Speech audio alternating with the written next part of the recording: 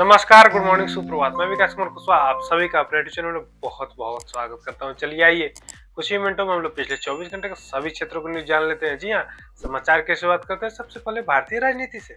भारत के प्रधानमंत्री श्रीमान नरेंद्र मोदी ने वीडियो कॉन्फ्रेंसिंग के जरिए 61,000 युवकों को नौकरी के लिए नियुक्ति पत्र प्रदान किया, जिसके तहत उन्होंने कहा कि भारत युवाओं को नौकरी देने के लिए अलग अलग देशों के साथ व्यापार समझौते भी कर रहा है।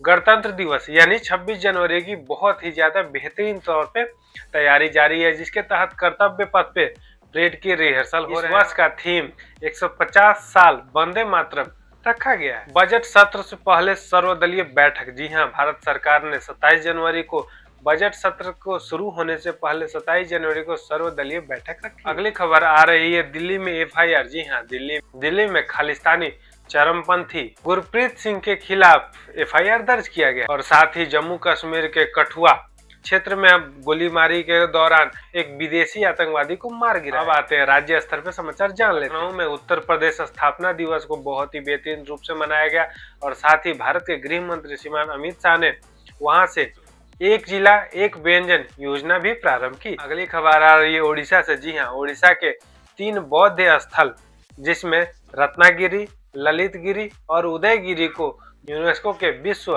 धरोहर स्थलों के संभावित सूची यानी टेंटेटिव लिस्ट में शामिल कर दिया गया। हिमाचल प्रदेश और जम्मू कश्मीर जैसे पहाड़ी क्षेत्रों में भारी बर्फबारी के कारण अकेले हिमाचल प्रदेश में ही 565 सड़कों को बंद कर दिया गया। अब आते हैं अर्थव्यवस्था और व्यापार संबंधी समाचार जान लेते हैं। अमेरिका के वित्त मंत्री स्टॉक बेसेंट ने यह संकेत दिया है कि यदि भारत रूस से आयातित तेलों की खरीद में कमी करेगा तो भारत पर जो अतिरिक्त 25% का टैक्स है उसे हटा लिया जाएगा। ऐसा कहना है अमेरिका के वित्त मंत्री को भारत और अमेरिका संबंधी व्यापार को लेकर। यूपीआई का विस्तार। जी हाँ, यूपीआई का विस्तार जापान में भी होने के लिए प्रारंभ है। बैंकों का अवकाश। जी हाँ, बैंकों के आज महीना के चौथे शनिवार हो जाने की वजह से आज सभी बैंकें बंद रही। अगली खबर आ रही है मनोरंजन और खेल संबंधी समाचार से। जी हाँ, आईसीसी ने यह पुष्टि कर दिया है कि बांग्लादेश की टीम नहीं खेलेगी इस साल के वर्ल्ड कप में और साथ उसके स्थान पे स्कॉटलैंड के टीम को जगह मिली है।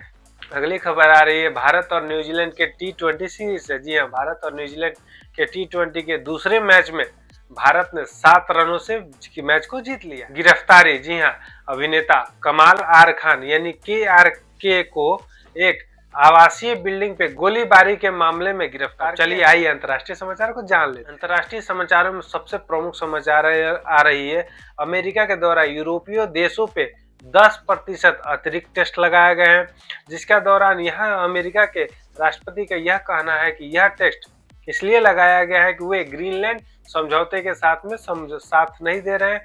इसके तहत उन्होंने यह भी कहा कि यह टेस्ट बढ़ते ही जाएगा, जैसे यह टेस्ट 10% 1 फरवरी से लागू होगा और साथ में 1 जून से यह टेस्ट अब 25% हो जाएगा, जिसे अतिरिक्त टैरिफ भी माना जा रहा है। यह test Norway, Sweden, Finland, France, Germany और डेनमार्क पर लगाया गया है। WHO से बाहर। जी हाँ, अमेरिका औपचारिक तौर से WHO से बाहर आ गई है, जिसके तहत वैश्विक स्तर पर WHO की स्थिति में थोड़ी सी हलचल है। अमेरिका के राष्ट्रपति डोनाल्ड ट्रंप का ग्रीनलैंड खरीदने पे बहुत ही ज्यादा जोर दबाव देने की वजह से उन्होंने यूरोपीय बहुत सारे देशों पे टैरिफ लगाए हैं। अबू धाबी में शांति वार्ता। जी हाँ, अबू धाबी में रूस और यूक्रेन के बीच एक गुप्त शांति वार्ता हो रही है। UNRWA के परिसर में कार्यवाही। जी हाँ, इजराइल ने जेरूसलम के UNRWA के परिसर में घुस के वहां के गोदामों और कार्यालयों को ध्वस्त कर दिया, जिसकी निंदा यूएन के महासचिव एंटोनियो गुतेरेस ने। अमेरिका ने फेज 2 सीज फायर का घोषणा कर दिया है। उसके बावजूद भी जमीनी स्तर पर छीट-फूट हमले अभी भी जारी हैं, जिसकी निगरानी यूएस के राष्ट्रपति डोनाल्ड ट्रंप के द्वारा गठित बोर्ड ऑफ पीस कर रहा है। अब आते हैं सबसे महत्वपूर्ण समाचार। जी हाँ, ऑस्कर 2026, जिसके तहत हॉरर फिल्म सिनर ने अब तक का सबसे बेहतरीन रूप से प्रदर्शन करते हुए 16 ऑस्कर नॉमिनेशनों में अपनी स्थान हासिल कर लिया है। यह एक प्रकार का विश्व रिकॉर्ड भी। नेपाल के मुस्टैंग क्षेत्र में 4 वर्षों बाद इस सीजन की पहली बर्फबारी हो रही है। ये रहे पिछले 24 घंटे के सभी क्षेत्रों को महत्वपूर्ण न्यूज। आपसे मिलते हैं कल नए वीडियो में नए समाचारों के साथ। तब तक अपना ध्यान रखिए। नमस्कार, जय हिंद।